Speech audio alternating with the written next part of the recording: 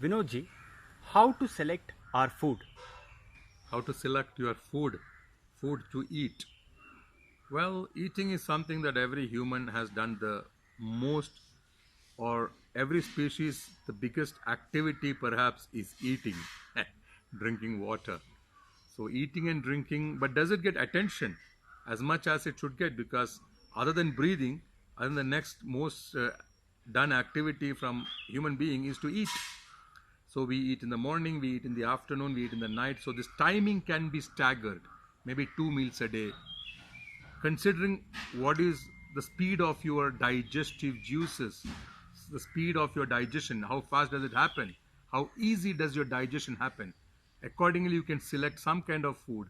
In India, the food is categorized as food that brings a lot of excitement and activity, emotional upheavals. They're called rajasic food, a food that brings a lot of lethargy, incompetency, tiredness, heaviness. That's called tamasic food. And the food that brings lightness in the mind, that is almost as light as much as you breathe. It brings innovation, creativity. It lightens your moods. It balances your mind, and this is called sattvic food. People in India consider food as a therapy. The eating itself is a therapy. Selection of food is a therapy. Selection of food and cooking the food is a healing medicine. So they're called medicinal plant, or plants become medicine, or some of the foods become healing. So this is a possibility, and if not considered correctly, the food itself can become the cause of illnesses. So illnesses, therapy, its potency of healing, these are all in the food itself. And a good chef should know how to categorize and classify foods as the one that uplifts your mind, that gives you some kind of enthusiasm, and the foods that gives you heaviness, that brings laziness, lethargy, or even confusion. And certain foods are, its potency is to bring confusion and doubt. Well, that's categorized as tamasic food. So the food can be used as a therapy. We know about comfort food, finger food, starters, appetizers. We call it beverages, accompaniments, dessert.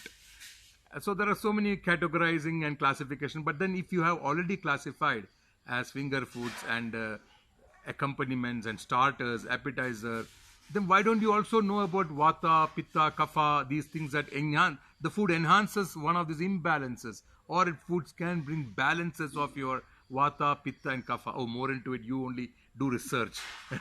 Don't make me talk all this in a 1 minute window, because there are expert chefs here, and they may take offense if I talk a lot about food. But then finger foods, comfort foods, entertainment foods. Foods are may not be healthy, but looks very nice, very entertaining, very colorful, very colorful.